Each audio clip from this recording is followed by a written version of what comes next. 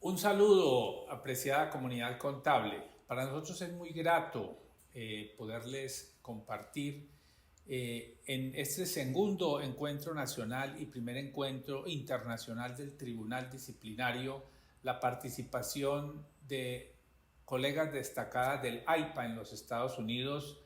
Esto lo logramos hacer gracias al apoyo decidido del Instituto Nacional de Contadores Públicos de Colombia, con su presidente y con la directora ejecutiva, a los cuales desde aquí les damos públicamente un agradecimiento, porque ellas fueron muy importantes en conseguir los contactos con México, con Costa Rica y con la Argentina. De pronto, para efectos de que ustedes puedan disfrutar con nuestro video de las colegas americanas, sí les pedimos que traten, antes de ver el video, de aclarar estas palabras que nosotros les estamos dejando al inicio del video, porque son palabras un poco técnicas que no las utilizamos mucho en nuestro medio, pero nos ayudarían mucho a disfrutar de la experiencia que nos comparten las colegas de nuestro país del norte. Una feliz tarde para todos.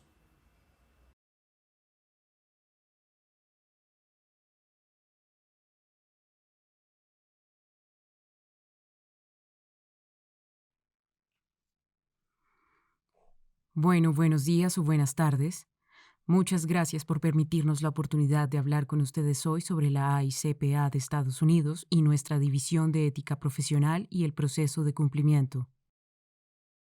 Mi nombre es Jennifer Clayton, soy la directora asociada de la división. He estado con la asociación durante 17 años y antes de unirme trabajé en la contaduría pública como auditora en una firma regional y antes de eso en una firma nacional. Ahora le doy la palabra a mi compañera Summer Young para que se presente. Gracias, soy Samuel Jan, soy gerente de senior de la División de Ética Profesional. Llevo aquí 8 años, al igual que Jennifer, mi experiencia también fue en contabilidad pública antes del Instituto Americano de Contadores Públicos. Fui auditora durante casi 11 años y estuve en una pequeña y mediana firma nacional.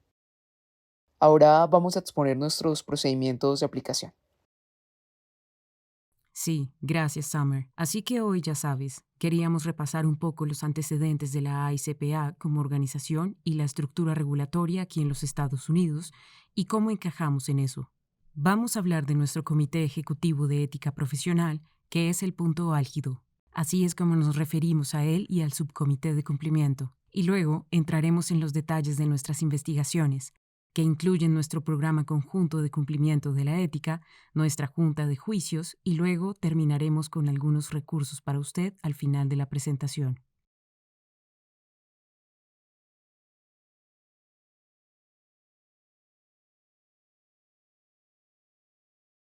Por lo tanto, AICPA es una asociación. Somos la asociación más grande del mundo que representa a la profesión contable. Tenemos más de 429,000 miembros aquí en los Estados Unidos y ustedes saben que nuestra membresía es muy amplia. Tenemos muchos diputados en la práctica pública, pero también tenemos diputados en el ámbito de los negocios y la industria, y el espacio gubernamental en la educación y la consultoría. Hemos estado sirviendo al interés público desde 1887. Así que ya sabes, mirando esta diapositiva de nuestra estructura regulatoria actual aquí en los Estados Unidos, comenzaré hablando de los grupos que están en la parte inferior de la diapositiva, la SEC y la PCAOB, y las juntas estatales, que son organismos en los Estados Unidos que regulan a los contadores. La SEC y la PCAOB supervisan a los auditores y las empresas que auditan a las empresas públicas. Las juntas estatales de contabilidad son los organismos de concesión de licencias en los Estados Unidos. Otorgan licencias a los contadores públicos y a las empresas y les otorgan la capacidad de practicar la contabilidad en sus respectivos estados y jurisdicciones. La AICPA es miembro del cuerpo de la IFAC.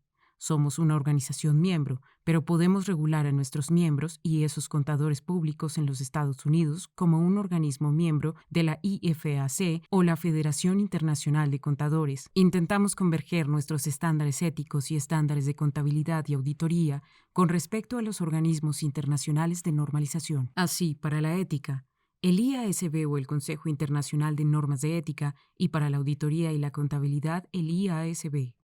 Así que estamos tratando de converger tanto como podamos, ya que se nos permite aquí en los Estados Unidos. Entonces, como el PICO no es un comité de alto nivel aquí en el AICPA, establecimos los estándares de ética para nuestro Código de Conducta Profesional, que es adoptado por muchas de las juntas estatales. Y como se ve en la parte inferior, las juntas estatales están en otro cuerpo que puede regular y muchas juntas han adoptado en su totalidad o partes de nuestro Código de Conducta. Nuestro código dice específicamente que nuestros miembros tienen que seguir el regulador más restrictivo cuando hay diferencias entre nuestros estándares y otros reguladores. Así que, como estábamos hablando de la SEC y la PCAOB, la SEC establece estándares de independencia para los miembros o contadores públicos en los Estados Unidos y para las empresas que realizan trabajos de empresas públicas, que pueden diferir de nuestros estándares éticos. Entonces, como miembro de la AICPA, debe seguir las reglas más estrictas. Además, otros reguladores, como el Departamento de Trabajo y la GAO, pueden establecer normas éticas para los auditores y las empresas que realizan trabajos bajo su competencia. Por lo tanto, el plan de beneficios para empleados en el extranjero del Departamento de Trabajo y los auditores de esos planes deben seguir sus reglas. Y luego la GAO, la Oficina de Contabilidad de Auditoría del Gobierno, también establece estándares éticos para los auditores que auditan el dinero federal. Entonces, mirando hacia atrás a nuestra línea superior aquí con el pico, tenemos que otro comité de alto nivel en la AICPA de Estados Unidos es el ASB. Son la Junta de Normas de Auditoría y establecen las normas de auditoría para los auditores de empresas no públicas, y luego tenemos la Junta de Revisión por pares, y son juntas y están separadas dentro de la AICPA, que supervisa la calidad de las empresas que realizan auditorías de empresas no públicas.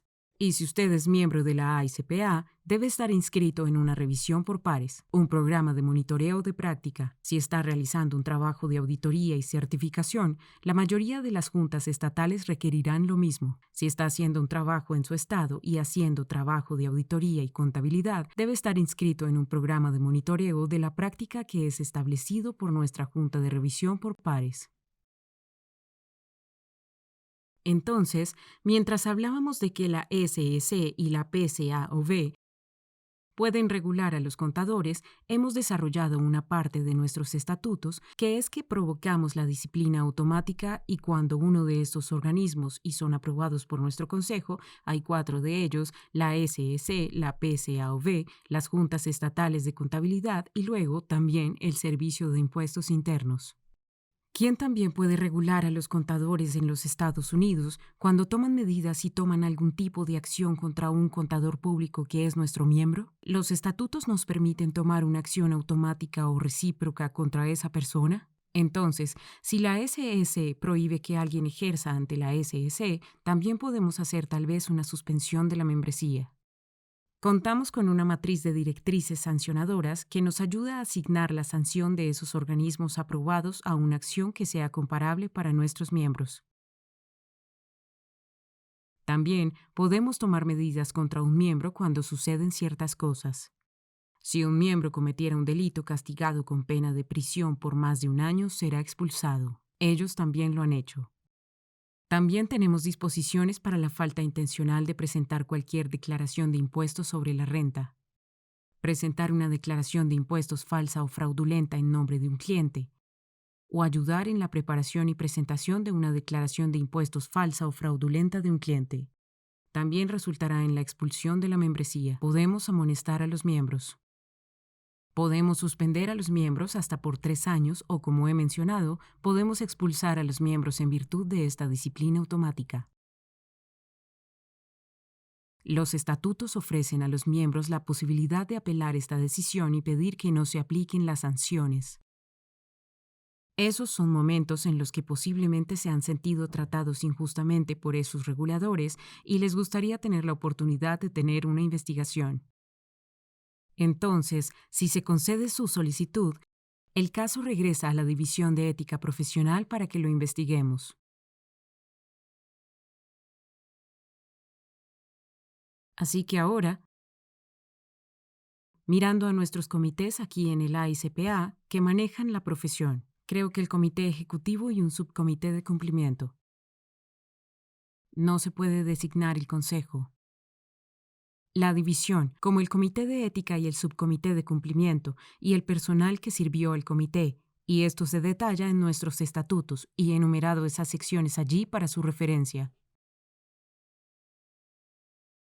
El comité de ética tiene muchas funciones y responsabilidades diferentes, y la aplicación de la ley es una de ellas para facilitar el cumplimiento del código con nuestras actividades, para centrarnos en proponer nuevas soluciones. Pero también somos un organismo normativo y estamos interpretando las reglas y principios del código para seguir el ritmo de los rápidos cambios en la profesión. Además, teniendo en cuenta lo que mencioné en cuanto a seguir a otros reguladores, y tratar de hacer que sea más fácil para nuestros miembros ejercer en un entorno global. Entonces también estamos buscando tratar de ayudar a nuestros miembros a través de herramientas para la formación. Las herramientas ayudan a entender el código, ayudan a implementar una nueva interpretación desde la práctica, tales como preguntas frecuentes, ayudas de formación y un podcast. Así que tenemos nuestro comité de alto nivel en la profesión, PEC. Creo que el comité ejecutivo y luego el subcomité de cumplimiento, que informa al PEC. El PEC ha delegado las actividades de cumplimiento a este subcomité de cumplimiento y luego supervisan las actividades del subcomité. Y luego, los miembros del PEC también están muy involucrados en el componente de establecimiento de estándares y enriquecimiento de los miembros de su trabajo, realizando trabajo en grupos de trabajo y luego informando al PEC. Entonces, para darle un poco de comprensión de la estructura del comité, por lo que PEC ha sido autorizado por el Consejo para investigar posibles asuntos disciplinarios. Presentan asuntos disciplinarios a la Junta de Juicios Conjuntos, de la que Sommer va a hablar un poco al final de la presentación. Interpretan el código y proponen enmiendas al código. El PEC tiene 22 miembros y el objetivo de la composición de este comité es tratar de tener una representación cruzada de todos los diferentes tipos de CPA y miembros que se encuentran en los Estados Unidos. Así que tenemos, ya sabes, una buena parte de nuestra membresía está en la práctica pública. Así que tenemos 15 miembros del comité que son de la práctica pública, pero tenemos un requisito. Los componentes del comité lo desglosan para que tengamos representación de BIG4. Tenemos empresas medianas y pequeñas que están representadas para tratar de poder obtener una buena información cuando estamos estableciendo normas y desde una perspectiva de aplicación. Tenemos un miembro en los negocios y la industria porque nuestro código es adoptado por muchas de las juntas estatales y hacemos cumplir la ley similar a las juntas estatales. Tenemos 4 representantes de la Junta Estatal, y luego tenemos 2 miembros del público que provienen de la academia y el gobierno y representan el interés público. Entonces, para darle un poco de comprensión de cómo reunimos a estas personas para estos comités anualmente, los miembros de AICPA solicitan a los diversos comités en función de sus antecedentes e intereses basados en solicitudes, los enlaces del personal que trabajan con cada comité, revisan las solicitudes y los currículos y hacen recomendaciones al presidente de la Junta Directiva, a la AICPA. La Junta Directiva en pleno aprueba los nombramientos para los diversos comités. Estas personas sirven en nuestros comités de forma voluntaria. Los 2 miembros públicos en el PEC que mencioné tienen honorarios, ya que son nombrados como miembros públicos y no son miembros de la profesión. Los miembros de nuestro comité tienen un mandato mínimo de 3 años y sus mandatos pueden extenderse en función del tipo de proyectos en curso y la necesidad de su representación.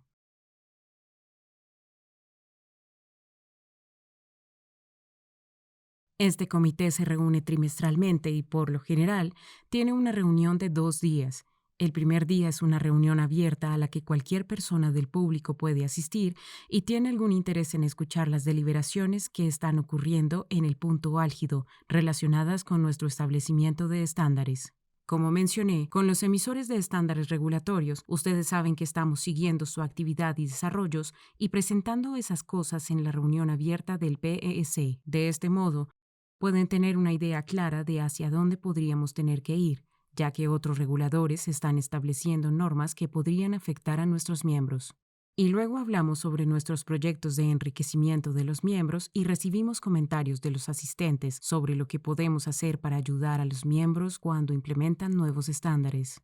Y luego, en las reuniones cerradas, esas no están abiertas al público, solo el comité puede asistir y el personal, y eso es de lo que hablaremos de los casos que hemos deliberado. Cualquier cosa que afecte los derechos de los miembros, como una amonestación, una suspensión o una expulsión, se presentará en el PEC en una reunión cerrada. Y esas reuniones son cerradas para proteger la confidencialidad de los miembros.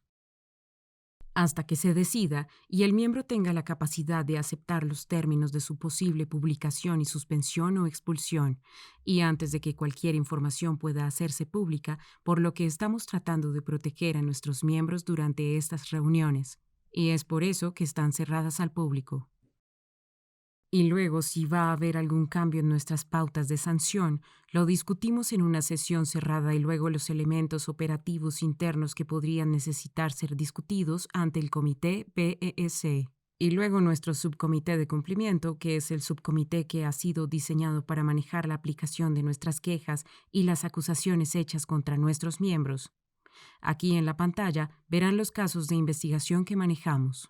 Nos fijamos en las normas técnicas en los casos de impuestos. Por lo tanto, se trata de auditorías y trabajos contables en evolución en los que se ha violado potencialmente nuestras normas. Recibimos referencias de nuestras agencias gubernamentales, por lo que entrarían en esos casos del tipo de estándares técnicos que tenemos, casos en los que investigamos roles de independencia, donde el auditor puede no haber sido independientemente de sus estándares de comportamiento del cliente de certificación, lo que podría implicar conflictos de intereses entre el contador público y su cliente, o tal vez no devolver los registros de sus clientes. Y luego las normas fiscales. Existen normas fiscales específicas que el AICPA en los Estados Unidos debe seguir al preparar una declaración de impuestos y esas son de nuestro ámbito en virtud de nuestro código de conducta. Por lo tanto, este comité está compuesto por 32 miembros y, por lo general, buscamos tener miembros en nuestro comité que tengan experiencia en las diversas áreas de práctica que mencioné en nuestros casos de investigación. Y luego todos estos miembros son voluntarios y pasan por el mismo proceso. Como mencioné, en el PEC, ya sabes, en la parte inferior de la diapositiva, ya sabes, tratamos de resaltar las cosas que no podemos investigar. Sabes que una de esas, recibimos muchas quejas sobre disputas de tarifas. Ya sabes, los clientes tienen problemas con sus contadores y las tarifas que les cobran.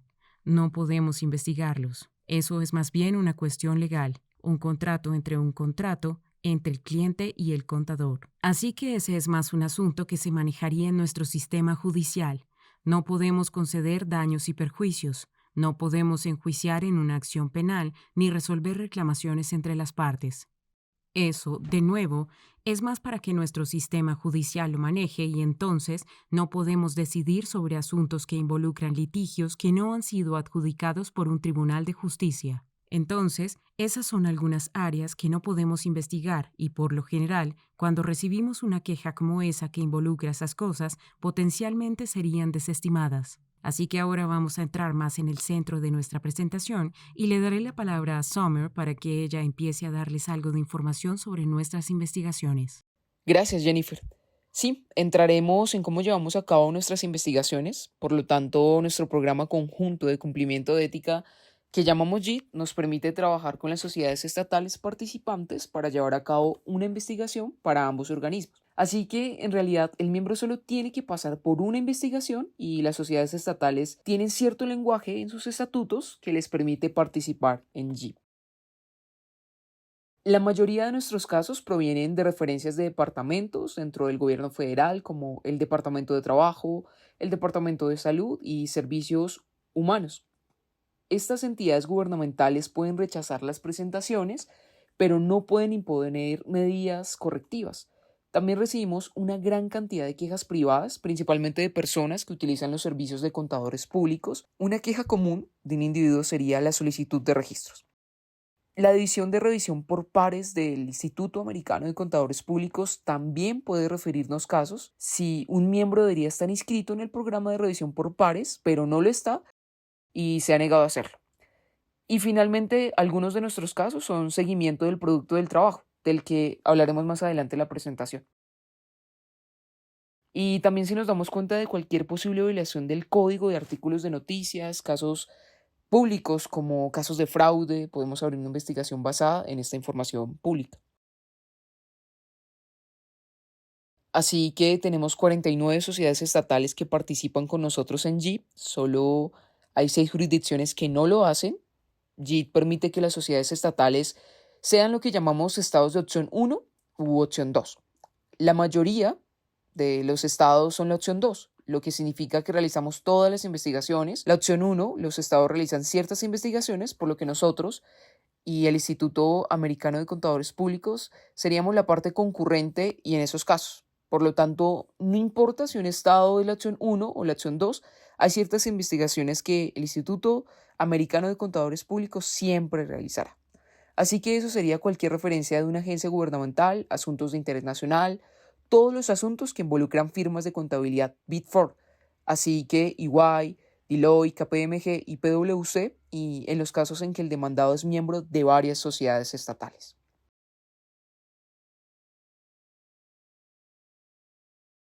El manual de JIT establece cómo iniciamos y llevamos a cabo una investigación y es un documento público disponible en nuestro sitio web. Es cualquiera que sea la fuente de un caso. El primer paso es determinar si es un caso que podemos seguir y de ser así, lo hacemos. Tenemos jurisdicción. Entonces, por ejemplo, no podemos presentar disputas de honorarios o una queja que no esté cubierta por el Código de Conducta Profesional y tenemos jurisdicción si el demandado es miembro del Instituto Americano de Contadores Públicos o de la sociedad estatal participante. Si la queja es válida y tenemos jurisdicción, entonces se envía una carta de acuse de residuo al denunciante y luego enviamos una carta de apertura al demandado solicitando información relevante para la investigación. Si el demandado es miembro de una sociedad estatal participante, entonces la sociedad estatal se copia en toda esa correspondencia con el demandado.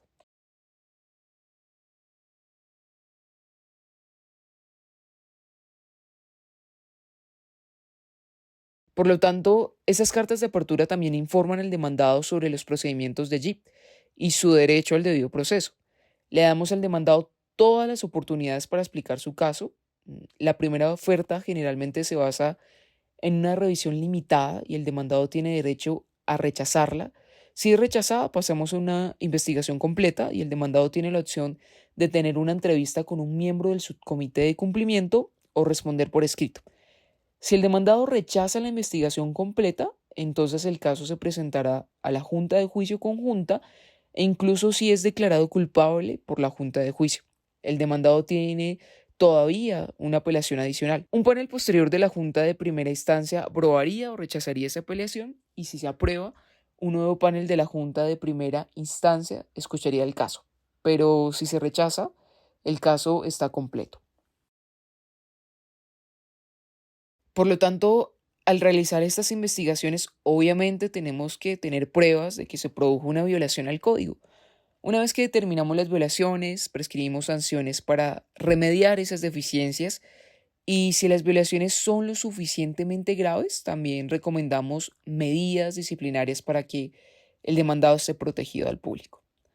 Nos esforzamos mucho por ser justos y coherentes en todos los casos y las sanciones que prescribimos y tenemos pautas de sanción que nos permiten seguir la gravedad de las infracciones, establecer las sanciones iniciales, pero luego analizamos otros factores para ver si las sanciones deben aumentarse, como si el demandado ha tenido múltiples casos o ha disminuido.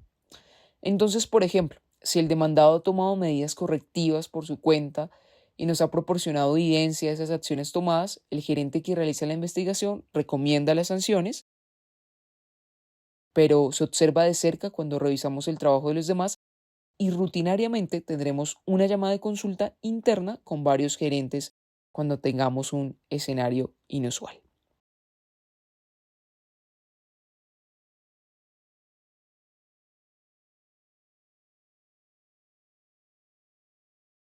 Cuando abrimos una investigación, informamos al demandado que puede aplazar nuestra investigación si ya está siendo investigado por otro regulador sobre el mismo asunto. Por lo tanto, si el asunto involucra un litigio civil o penal, o si una junta estatal u otro regulador como la Comisión de Bolsa de Valores o el Consejo de Supervisión de Contabilidad de Empresas Públicas está investigando, entonces nuestro caso se aplazaría hasta que completen las otras investigaciones. Ya sabes, el aplazamiento es especialmente crucial cuando el asunto involucra un litigio, porque nuestros archivos pueden ser citados y los demandantes intentarán usar nuestro proceso de investigación como información o palanca de un litigio.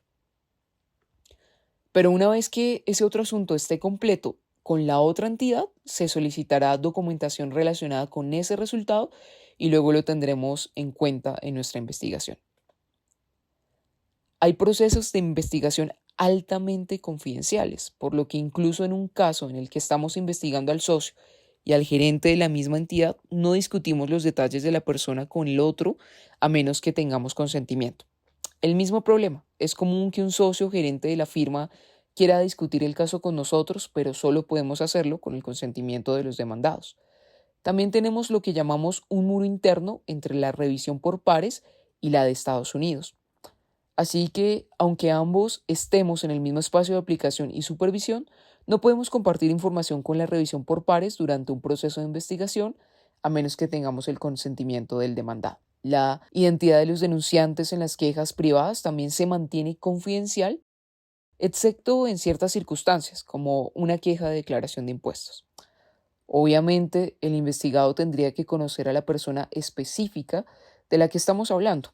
Si se trata de un problema de declaración de impuestos, para poder responder y proporcionar información y una vez que se ha completado una investigación, compartimos los resultados con la revisión por pares del Instituto Americano de Contadores Públicos y reciben una copia del acuerdo firmado. Si el caso se originó a partir de una queja privada, compartimos el resultado general con el denunciante, pero los resultados de las investigaciones de las referencias de las agencias gubernamentales, ya sabes, como el Departamento de Trabajo, se comunican con más detalle.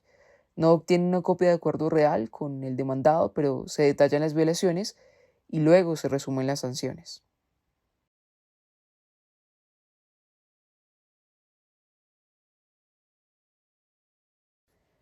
Esta diapositiva enumera algunas de las opciones sobre cómo se pueden resolver nuestros casos. Podemos desestimar el caso si la queja no involucra el Código de Conducta Profesional del Instituto Americano de Contadores Públicos o si no tenemos suficiente información para continuar con la investigación. Se emiten más cartas de acción cuando no se encuentran violaciones. También podemos emitir lo que llamamos una carta de no acción adicional con comentarios. Por lo tanto, cuando se encuentran violaciones, pero no son tan mínimas que solo la comunicación por sí sola puede remediar al demandado y no se emite ninguna carta de infracción. Cuando la queja involucra el Código de Conducta Profesional del Instituto Americano de Contadores Públicos, pero no encontramos una violación. Una carta de cumplimiento de estándares es un paso adelante de ninguna otra acción. Por lo tanto, en este caso no hay sanciones correctivas, pero las violaciones fueron más significativas que las de no tomar más medidas. Por lo general, esta carta se usa cuando el miembro ya tomó medidas correctivas significativas por su cuenta antes de que comenzara nuestra investigación y como hablaremos más adelante, podemos resolver un caso yendo al juicio, la junta de juicio conjunta.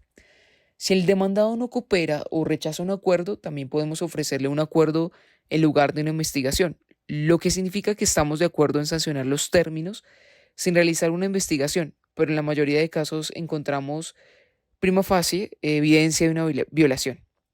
Por lo tanto, normalmente emitimos una carta de acción correctiva requerida o un acuerdo de conciliación y hablaremos de ello más en detalle en un par de diapositivas. Contamos con pautas de sanción que brindan consistencia entre nuestros casos y ayudan a garantizar que las sanciones se prescriben adecuadamente. Sin embargo, estas pautas no establecen líneas claras sobre cómo sancionamos a un miembro y requieren juicio. Entonces, como dije anteriormente, la mayoría de nuestros casos resultan en una carta de acción correctiva requerida o un acuerdo de conciliación. La carta de acción correctiva requerida no se hace pública, pero puede tener varias sanciones correctivas. El acuerdo de conciliación también puede tener esas mismas sanciones correctivas, pero en esos casos las violaciones o acciones por parte del miembro son tan atroces que también debemos proteger al público y publicar el nombre del miembro y las cartas del nombre de la empresa de la acción correctiva requerida, o a veces las llamaremos RCA. Son confidenciales y de naturaleza correctiva y solo nuestro subcomité de cumplimiento debe aprobarlas. Los acuerdos de conciliación deben ser aprobados por el subcomité de cumplimiento y por el programa de evaluación externa de la calidad. También votan especialmente sobre si publicar o no el nombre de la empresa. El Instituto Americano de Contadores Públicos publica a los miembros en su sitio web, pero cada uno de los socios o las sociedades estatales tienen su propio método individual para publicar a los miembros y también notificaciones a las juntas estatales de contabilidad correspondientes cuando emitimos un acuerdo de conciliación. La amonestación, la suspensión y la expulsión son las medidas disciplinarias que se pueden tomar. Si se justifica, preferimos no expulsar a un miembro porque entonces perdemos el control de ese miembro y no podemos hacer cumplimiento de la corrección. Pero algunos casos ameritan esa acción, como los que quieren responder. Emiten una auditoría sin una licencia de contador público activa o el demandado ha tenido múltiples casos con la edición y continúa teniendo violaciones significativas. Por lo tanto, una vez que revisamos el caso y determinamos las violaciones, determinamos las sanciones correctivas apropiadas y la gran mayoría de ellas son para lo que llamamos nuestros casos de estándares técnicos. Por lo general, estamos revisando una auditoría. A los demandados siempre se les da la directiva de cumplir con los estándares profesionales. Eso es solo recordarles su responsabilidad profesional. Y la mayoría de los casos también tendrán una directiva de una educación profesional continua y los cursos que prescribimos son cursos del Instituto Americano de Contadores Públicos certificados. Pero el demandado puede sustituir un curso equivalente de otro proveedor con otra aprobación previa. Otra sanción común es el testimonio. No podemos restringir la práctica de un demandado, pero tenemos, por ejemplo, si tenemos un caso del Departamento de Trabajo y el demandado dice que ya no está realizando auditorías de planes de beneficios para empleados, entonces haremos que atestigue eso cada 6 meses durante 3 años. Ciertamente el demandado puede regresar a esa área de práctica en cualquier momento, pero si lo hace dentro de ese periodo de 3 años, entonces cumplirá cualquier sanción correctiva que se aplique bajo esa certificación y tendría que completar esa revisión previa a la emisión de la sanción.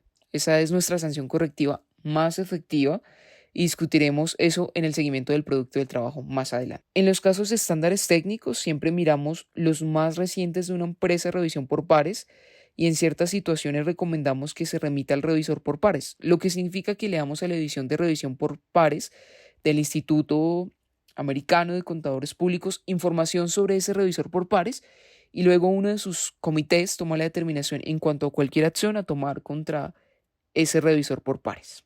Y por lo general remitimos al revisor por pares cuando la auditoría que estamos investigando también se incluyó en la revisión por pares y encontramos deficiencias sustanciales. Pero usted sabe que no se anotó nada o muy poco en la revisión por pares y esa recomendación se hace al subcomité del cumplimiento y votan por separado para remitir al revisor por pares. Ustedes saben, en su mayor parte las sanciones siempre incluirán restricciones para realizar revisiones por pares, enseñar contaduría pública en el Instituto Americano de Contadores Públicos y en las sociedades estatales y servir en ciertos comités del Instituto Americano de Contadores Públicos y de las sociedades estatales. Estas sanciones terminan cuando se completan las demás medidas correctivas. La única advertencia que señalaré: si solo prescribimos educación profesional continua, entonces la única restricción es para la revisión por pares. Si el caso es un DOL o un uniforme del gobierno, la auditoría de orientación también indicará al demandado que se una al centro de calidad de auditoría correspondiente aquí en la fuerza del Instituto Americano de Contadores Públicos, a menos que su empresa ya fuere miembro. Lo hacemos porque es general. Las empresas que forman parte de esos centros de calidad de auditoría tienen una tasa de deficiencia más baja. Si lo notan, nosotros no podemos imponer sanciones monetarias. La educación profesional continua y el Consejo de Supervisión de Contabilidad de Empresas Públicas, las juntas estatales continuamente imponen multas o sanciones administrativas, pero nosotros no podemos. También una queja común que recibimos es por solicitud de registros, y aunque un miembro puede haber violado esa regla, no podemos obligar al miembro a devolver registros de clientes ni nada por el estilo. Y de nuevo, no resolvemos conflictos por tarifas. Por lo tanto, nuestro enfoque realmente está en la corrección de la práctica de los demandados. Siguiente diapositiva, por favor.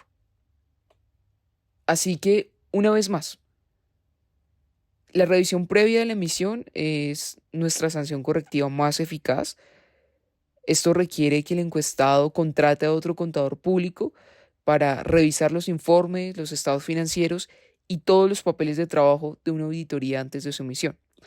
Aprobamos el revisor y también seleccionamos a la persona encargada de la prerevisión. El número y el tipo de auditoría sujeta a la revisión previa a la emisión se basa en las violaciones, por lo que podemos prescribir que solo una auditoría esté sujeta a una revisión previa a la emisión, o podemos decir que todos los planes de beneficios para empleados durante un año. El revisor previo a la emisión nos informa directamente y nos da un detalle de todas las deficiencias observadas, y si un investigado tiene deficiencias significativas en sus revisiones previas a la emisión, podemos extender esas revisiones previas a la emisión. Cuando prescribimos revisiones previas a la emisión, las infracciones son más graves, como cuando hay errores generalizados, como la falta de pruebas o documentación, y varias áreas de auditoría u otra área común. Prestamos revisiones previas a la emisión cuando encontramos un programa principal perdido y una auditoría de orientación uniforme. Para la sanción del seguimiento del producto del trabajo, el investigado nos presentaría otra auditoría para su revisión que con suerte demostraría la corrección, y seleccionamos qué trabajo estaría sujeto al seguimiento del producto del trabajo. Entonces, una vez que revisamos eso o hacemos un seguimiento del producto, se demuestra la corrección o no lo es. Si revisamos y no encontramos deficiencias o deficiencias mínimas, entonces generalmente se acepta el producto del trabajo y esa sanción se completa, y el subcomité de cumplimiento vota para aceptar el seguimiento del producto del trabajo, pero en ese caso no es necesaria la concurrencia de la sociedad estatal.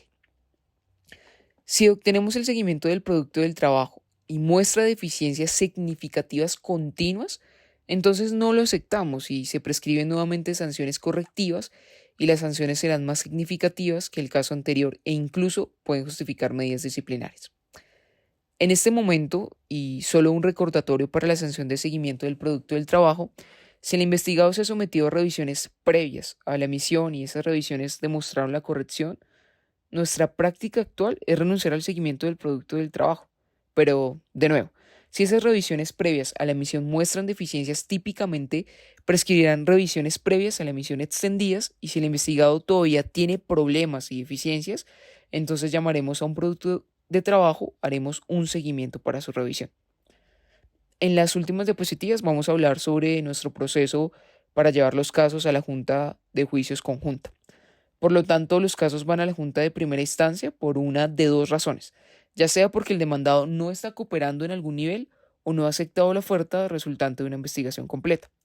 Por falta de cooperación es cuando un demandado no ha respondido a la carta de apertura, no ha respondido a los interrogatorios y a una investigación completa, o ya está en reparación para su caso, pero ha dejado de cumplir con estas sanciones correctivas para todos los casos que no son cooperativos. Recomendamos la expulsión.